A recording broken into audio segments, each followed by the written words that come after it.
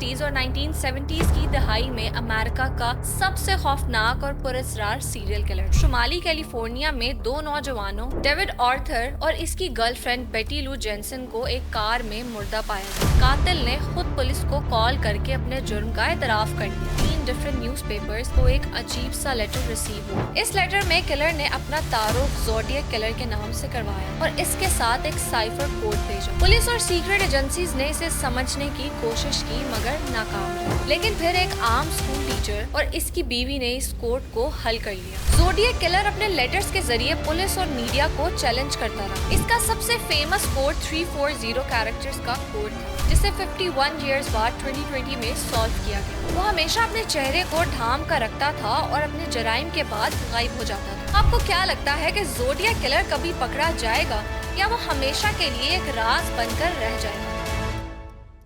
अस्सलाम वालेकुम everyone, you are watching the Blue Truth and I am Noorul Sahar. क्या आपने कभी किसी ऐसे कातिल के बारे में सुना है जो अपने जराइम का एतराफ करे, पुलिस को चैलेंज करे और फिर कभी भी पकड़ा ना जाए? आज हम आपको एक ऐसे किलर की कहानी सुनाएंगे जो 1960s और 1970s की दहाई में अमेरिका का सबसे खौफनाक और पुरस्कार सीरियल किलर था। इसकी कहानी ना सिर्फ सस्पेंस और थ्रिल से भरपूर है, बल्कि इसमें एक ऐसी मिस्ट्री है जो आज तक सॉल्व नहीं हो सकी। चले शुरू करते हैं।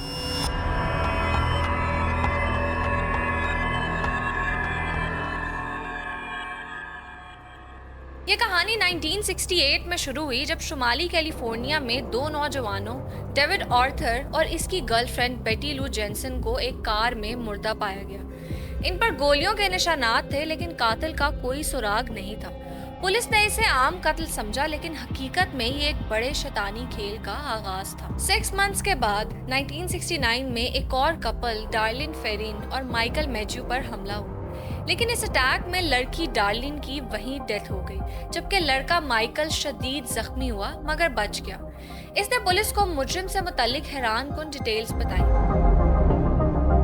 माइकल के मुताबिक कातिल ने एक अजीब सा लिबास पहना हुआ था, इसके सीने पर एक निशान था और सबसे हैरानकुन बात, कातिल ने खुद पुलिस को कॉल करके अपने जुर्म का एतराफ कर लिया। लेकिन एक्चुअल सेंसेशन तब क्रिएट हुई जब कुछ ही वीक्स बाद 3 different newspapers, San Francisco Chronicle, San Francisco Examiner और विलेजो टाइम्स को एक अजीब सा लेटर रिसीव हुआ जो पब्लिश कर दिया गया।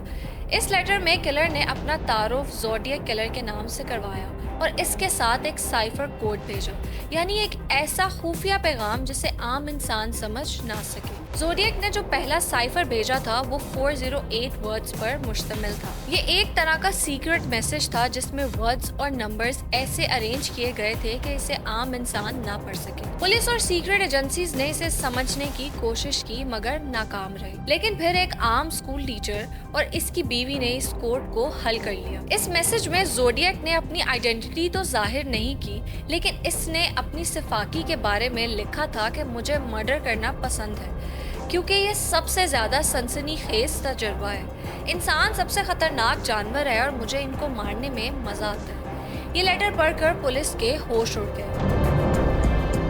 ज़ोडिएक किलर अपने लेटर्स के जरिए पुलिस और मीडिया को चैलेंज करता रहा। उसने अपने लेटर्स में कोड्स और रिडल्स शामिल की जिन्हें हल करने की कोशिश में पुलिस और अवाम दोनों उलझ गए। इसने अपने लेटर्स में ये भी क्लेम किया कि वो 37 लोगों की जान ले चुका है, मगर पुलिस को सिर्फ 5 की तस्दीक हो सकी। सितंबर 1969 में ज़ोडिएक किलर ने एक और कपल ब्रायन हॉटनेल और सिसिलिया शेपर्ड को टारगेट किया। ये कपल लेक बेरेसा के किनारे बैठा था। ज़ोडिएक ने इन पर नाइफ से अटैक किया जिससे सिसिलिया की मौके पर ही डेथ हो गई, जबकि ब्रायन बुरी तरह जख्मी हुआ मगर बच गया। इस इंसिडेंट के बाद ज़ोडिएक ने एक और लेटर भेजा जिसमें इसने अपने क्राइम से मुताल्लिक डिटेल्स बताई। अक्टूबर 1969 में ज़ोडिएक किलर ने अपना एक ऐसा आखिरी मर्डर किया जिसे इसने ओन किया। इस बार इसका शिकार पॉल ली स्टाइन था जो एक टैक्सी ड्राइवर था। ज़ोडिएक ने इसे गोली मारकर हलाक कर दिया। इस वाक़े के बाद ज़ोडिएक ने एक और लेटर भेजा जिसमें इसने इस क्राइम का एतराफ किया और पुलिस को मजीद चैलेंज किया। ज़ोडिएक अपने लेटर्स में कोड्स और पहेलियां शामिल करता था जिन्हें हल करने की कोशिश में पुलिस और अवाम दोनों नाकाम रहे। इसका सबसे फेमस कोड 340 कैरेक्टर्स का कोड था जिसे 51 इयर्स बाद 2020 में सॉल्व किया गया। अमरीकी इदारे FBI ने भी 2020 में तस्दीक की कि 51 ईयर्स बाद कोड ब्रेकर्स ने 340 वर्ड्स वाले साइफर यानी सीक्रेट मैसेज को हल कर लिया, जिसे ज़ोडिएक किलर ने किसी खास मकसद के लिए सैन फ्रांसिस्को क्रॉनिकल को सेंड किया था। इस कोड को अमेरिका, बेल्जियम और ऑस्ट्रेलिया से ताल्लुक रखने वाले 3 अफराद ने मिलकर सॉल्व किया। मैसेज में किलर की आइडेंटिटी से मुतल्लिक तो कोई बात नहीं मिली, लेकिन इसमें जो लिखा है वो कुछ इस तरह डिकोड हुआ। मुझे उम्मीद है कि आपको मुझे पकड़ने की कोशिश में बहुत मजा आ रहा होगा। मैं गैस चैम्बर से नहीं डरता क्योंकि वो मुझे और भी जल्दी जन्नत पहुंचा देगा, क्योंकि अब मेरे पास मेरा काम करने के लिए काफी गुलाम है। यूट्यूब पर पब्लिश की गई एक वीडियो में वर्जीनिया के वेब डिजाइनर डेविड ऑरेंचक ने कहा कि उन्होंने ऑस्ट्रेलिया से ताल्लुक रखने वाले अप्लाइड मैथमेटिशियंस सैम ब्लेक और बेल्जियम के जॉल वॉन आइके के साथ मिलकर इस सीक्रेट मैसेज को सॉल्व कर लिया। वॉन आइके एक सीक्रेट कोड ब्रेक करने वाले सॉफ्टवेयर इंजीनियर है। इस कोड के बारे में मिस्टर ऑरेंचक ने बताया कि ये ज़ोडिएक की जानिब से अटेंशन ग्रैब करने के लिए एक मैसेज था, जिसमें एलिमेंट्स और कैपिटल वर्ड्स की लाइंस हैं। कोड ब्रेक करने वाली टीम ने इस मैसेज को डिसाइफर करने के लिए ह्यूमन इनोवेशन और सॉफ्टवेयर का यूज किया। उन्होंने अपनी इस कोशिश को मकतूलीन और इनकी फैमिलीज के नाम से मंसूब किया। इसके बाद न्यूज़पेपर सैन फ्रांसिस्को क्रॉनिकल का कहना था कि ये कातिल से मंसूब कोई पहला कोड वाला पैगाम नहीं है। 2 और इनकोडेड सीक्रेट मैसेजेस हैं जिन्हें अभी सॉल्व करना बाकी है, और इनमें से एक में किलर का नाम शामिल हो सकता है। इस कातिल की ना तो कभी शनाख्त हो सकी और ना ही इस पर कोई केस चलाया जा सका। इसने न्यूज़पेपर्स को लिखे अपने लेटर्स में 37 अफराद के मर्डर का दावा किया था, लेकिन इन्वेस्टिगेशन टीम ने सिर्फ 7 अफराद पर अटैक की बुनियाद पर इन्वेस्टिगेशन शुरू की, जिनमें से 5 अफराद की डेथ हो गई थी। ज़ोडिएक किलर के ब्रूटल क्राइम्स के बावजूद पुलिस इसे पकड़ने में नाकाम रही। इसकी वजह ये थी कि ज़ोडिएक ने अपने क्राइम्स के दौरान कोई क्लियर मार्क्स नहीं छोड़े।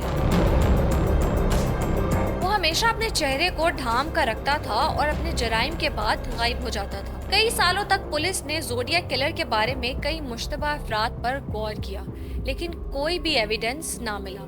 कुछ लोगों का ख्याल था कि ज़ोडिएक किलर दरअसल आर्थर ली एलन नामी शख्स था, जो एक साबिक फौजी था, लेकिन इसके खिलाफ भी कोई ठोस सबूत नहीं था। 1970s के आखिर तक ज़ोडिएक किलर के लेटर्स तो आना बंद हो गए, लेकिन हर साल ज़ोडिएक किलर के बारे में न्यू थ्योरीज सामने आने लगी। लेकिन इसका असल चेहरा अब भी एक राज है। कुछ लोगों का ख्याल है कि वो मर गया, जबकि कुछ लोगों का ख्याल है कि वो किसी और जगह चला गया। ज़ोडिएक किलर की कहानी आज भी एक मिस्ट्री है। इसके मर्डर क्राइम्स के बारे में कई बुक्स भी लिखी जा चुकी हैं। कई फिल्म्स और डॉक्यूमेंट्रीज भी बनाई गई।